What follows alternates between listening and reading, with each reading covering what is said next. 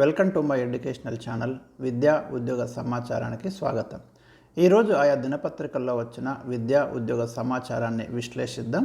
మా వర్సిటీల వారీగా పోస్టుల భర్తీ అంటూ మనకు యూనివర్సిటీ కార్యాలకు సంబంధించి లేటెస్ట్ అప్డేట్స్, సరిహద్దుల్లో పోలీస్ పోస్టులు, ఐటీబీపీలో మరి 330 హెడ్ కానిస్టేబుల్ పోస్టులకు నోటిఫికేషను, కాలేజీలో కాంట్రాక్ట్ గెస్ట్ లెక్చరర్ల కొనసాగింపు అంటూ ఒక న్యూస్, కేయూలో పిహెచ్డి ప్రవేశాల నిలుపుదల. సో ఇలాంటి ఇంపార్టెంట్ న్యూస్ అయితే ఉన్నాయి.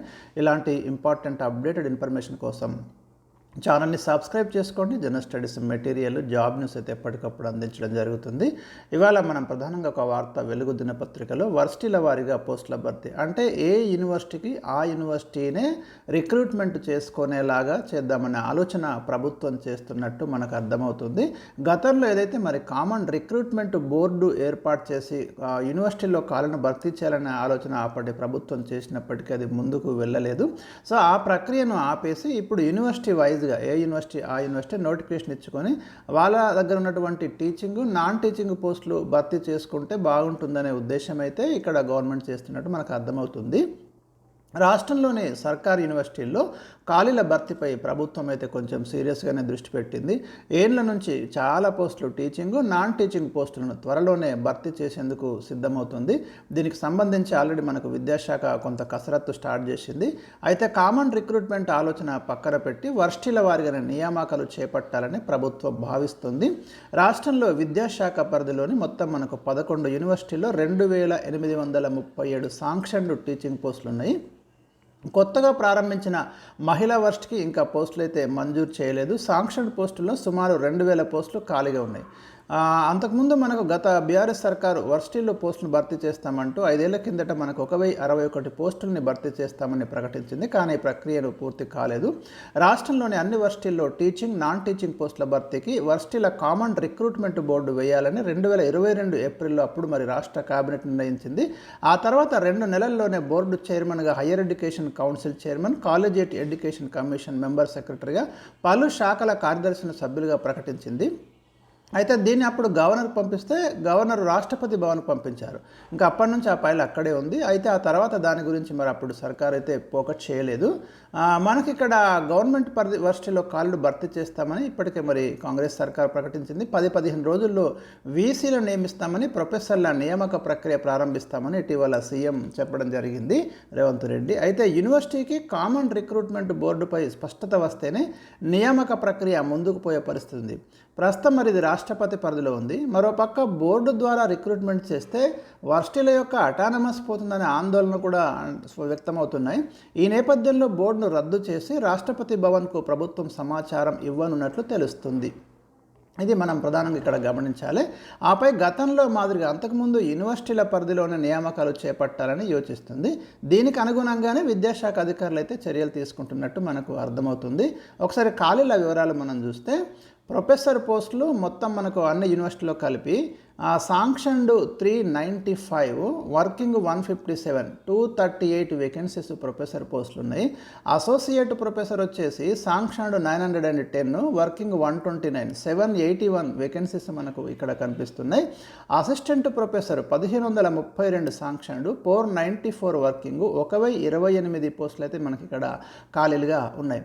సో ఇంత భారీ ఎత్తున రిక్రూట్మెంట్ జరగడం మరి చరిత్రలో బహుశా ఇదే మొదటిసారి కాబోతున్నట్టుంది. కాబట్టి టీచింగ్తో పాటు నాన్ టీచింగ్ పోస్టులు కూడా మరి పెద్ద ఎత్తున యూనివర్సిటీలలో భర్తీ చేసి మొత్తానికి యూనివర్సిటీలను పటిష్టం చేసే దిశగా అయితే అడుగులు వేస్తున్నట్టు మనకు అర్థమవుతుంది. సో ఇది మనకు వర్సిటీలకు సంబంధించిన న్యూస్. మరోవైపు Indo Tibetan border police force, దీన్ని ఐటీబీపీ అంటాము. దీంట్లో 330 హెడ్ కానిస్టేబుల్ పోస్టుల భర్తీకి 2 నోటిఫికేషన్స్ వచ్చినాయి. వీటికి ఆన్లైన్లో అప్లికేషన్ చేసి పెట్టుకోవాలి. ఈ పోస్టులకు మహిళలు దరఖాస్తు చేసుకోవచ్చు, అంటే ఉమెన్ కూడా ఎలిజిబులే. లాస్ట్ డేట్ వచ్చేసి మనకు సెప్టెంబర్ 10 వరకు అయితే మీకు లాస్ట్ డేట్ ఉంది.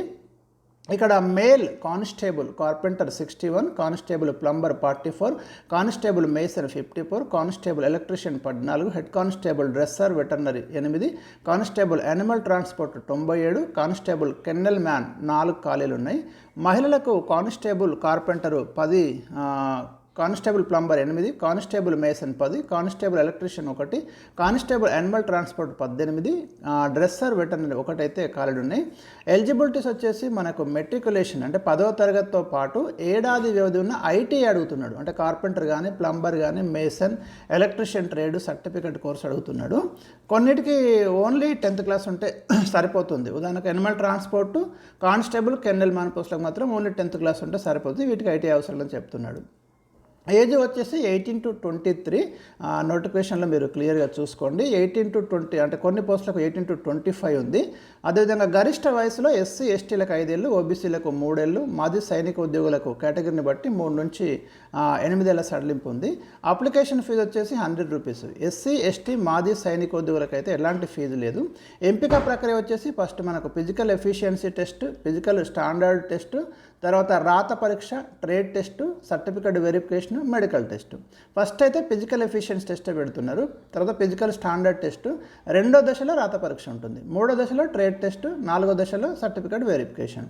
ఫిజికల్ ఎఫిషియన్సీ టెస్ట్ చూస్తే మనకు పురుషులు 1.6 కిలోమీటర్ రేసును 7.5 నిమిషాల్లో కంప్లీట్ చేయాలి. 11 అడుగుల లాంగ్ జంప్, 3.5 అడుగుల హై జంప్ లక్ష్యాన్ని చేరుకోవడానికి 3 ఛాన్సెస్ ఇస్తారు మీకు. మహిళలు 800 మీటర్ల రేసును 4:45 నిమిషాల్లో కంప్లీట్ చేయాలి. 9 అడుగుల లాంగ్ జంప్, 3 అడుగుల హై జంప్, ఇక్కడ కూడా 3 ఛాన్సెస్ మీకు ఇస్తారు. రాత పరీక్ష ఆబ్జెక్టివ్ తరహాలో ఉంటుంది. ఓఎంఆర్ కంప్యూటర్ బేస్డ్ టెస్టే ఇక్కడ ఉంటుంది. క్వశ్చన్ పేపర్ 10వ తరగతి స్థాయిలో హిందీ, ఇంగ్లీష్ భాషల్లో ఉంటుంది. ఇందులో general English 20 questions, general Hindi 20 మార్కులు, జనరల్ అవేర్నెస్ 20 క్వశ్చన్స్, తర్వాత competitive test 20 questions, simple reasoning 20 questions 20 marks, మొత్తం 100 ప్రశ్నలకి 100 మార్కులు అయితే ఉంటాయి. వ్యవధి వచ్చేసి 2 గంటలు. నెగటివ్ మార్కులు ఏం లేవు. ఈ పరీక్షలో అన్రిజర్వ్డ్ ఈడబ్ల్యూఎస్లు 35%, ఎస్సీ ఎస్టీ ఓబీసీలు 33% కనీస అర్హత మార్కులు అయితే సాధించాలి.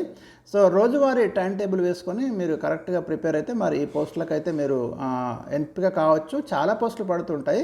ఇక్కడ వెబ్సైట్ అడ్రస్ చూడండి, recruitment.itbppolice.nic.in ద్వారా మీరైతే అప్లై చేసుకోవచ్చు. ఇక కాలేజీల్లో కాంట్రాక్ట్ గెస్ట్ లెక్చరర్ల కొనసాగింపు అంటూ మనకు ఒక వార్త కనిపిస్తుంది. రాష్ట్రంలోని గవర్నమెంట్ జూనియర్ కాలేజీలో పనిచేస్తున్న కాంట్రాక్ట్ గెస్ట్ లెక్చరర్లను ఈ విద్యా సంవత్సరం అంటే 2024-25 కంటిన్యూ చేస్తూ 2280 మందిని కంటిన్యూ చేస్తూ మనకు ఉత్తర్వులు అయితే రిలీజ్ చేయడం జరిగింది. దీంట్లో 1654 మంది గెస్ట్ లెక్చరర్లు ఉన్నారు, 449 మంది కాంట్రాక్ట్ లెక్చరర్లు, 53 మంది part time hourly based, 43 part time consolidated, 3 minimum time scale లెక్చరర్లు ఉన్నారు. వీరు మనకి 2025 మార్చి 31 వరకు కంటిన్యూ అవుతారు. కాబట్టి మరి సర్కార్ నిర్ణయం పట్ల గెస్ట్ లెక్చరర్ సంఘం రాష్ట్ర అధ్యక్షులు, కార్యదర్శులు అయితే హర్షం వ్యక్తం చేశారు.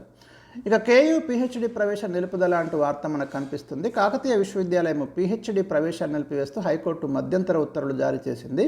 పాత నోటిఫికేషన్ సంబంధించిన మెరిట్ లిస్టుతో కొత్త సీట్లు ఎలా భర్తీ చేస్తారు అని ఇక్కడ క్వశ్చన్ చేసింది.